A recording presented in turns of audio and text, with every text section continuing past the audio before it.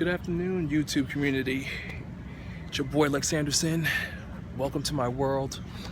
And in my world, I put on my 4th of July Yankee fitted cap, thinking I was going to be dressed in all fine and proper today, until I heard about the killing of Alton Sterling. And in a few seconds, I'm going to discuss Alton Sterling's untimely passing at the hands of law enforcement and what we, the African American community, can truly do about it to prevent such horrific situations from happening. Welcome to my world. Yeah, red, white, and blue, right? America. I actually love the colors of the American flag and the American flag itself. But the one thing that I can't stand is when an innocent African American is murdered, clearly, by cops who we, the taxpayers, fund and finance to kill us. So instead of going home and sitting under some warm AC, watching ESPN and tweeting about bashing Kevin Durant and his silly nonsense about going to Golden State, I decided to take time out of my busy schedule to discuss this matter and what can be done. Something I snapped about many months ago. All the hashtags in the world will not bring Alton Sterling back. The son who cries for his father isn't coming back, and there's no amount of social media outpouring that can stop that moment from ever happening or bringing him home to his son. But what can be done, which I've talked about before, is that the only way people will care about what we go through in the African American community is you have to enslave your oppressors.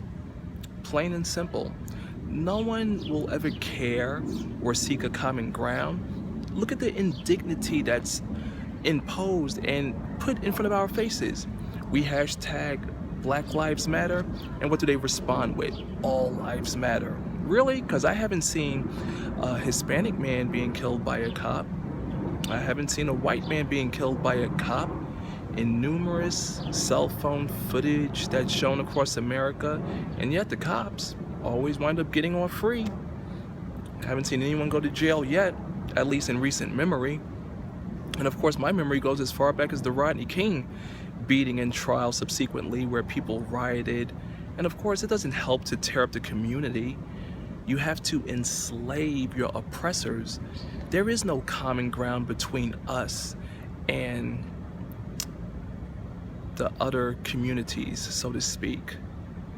The people who want to say all lives matter, when truly it is Black lives that should matter, that we should care about. But it starts with us. It starts with taking care and loving one another, rebuilding the family structure, not just hashtags and tweets and Facebook posts and likes and comments, which are worthless and really won't make a difference in our society. You have to come forward and be willing to get your degree, get an education, stop demeaning our women, rebuild the family structure, rebuild your businesses, stop being renters and start owning anything, some property, your own business.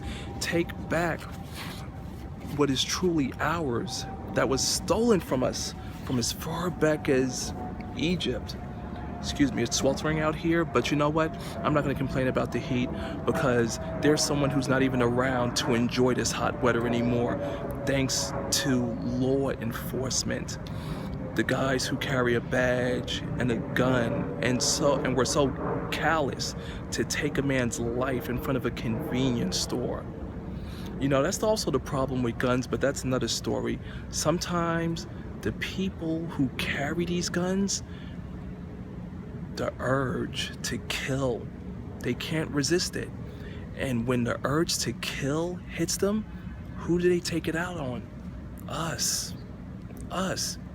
You think body cams are gonna help? Body cams aren't gonna help a damn thing.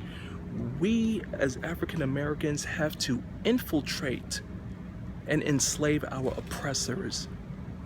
Start a business, own property, take care of one another. Join law enforcement Strength in numbers is what Golden State said, right? So imagine if we had more African American people with degrees instead of jail records filling in the police stations and precincts.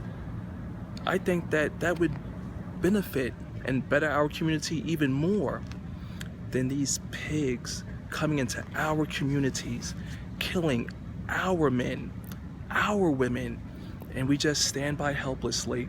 You know, I thought that with technology that things would have gotten better, but it's only gotten worse. We now have the footage to see ourselves being killed. It's not his word versus a witness. We now have footage, and they still get off scot-free. All I can say is stop with the hashtags, or do the hashtags. It's America, right? Do the hashtags, but ultimately you have to look within yourself and say, how can I make a real everlasting change to the African American community and represent Alton Sterling, who unfortunately didn't get the chance to come home from his job. I'm Lex Anderson, and thank you for viewing.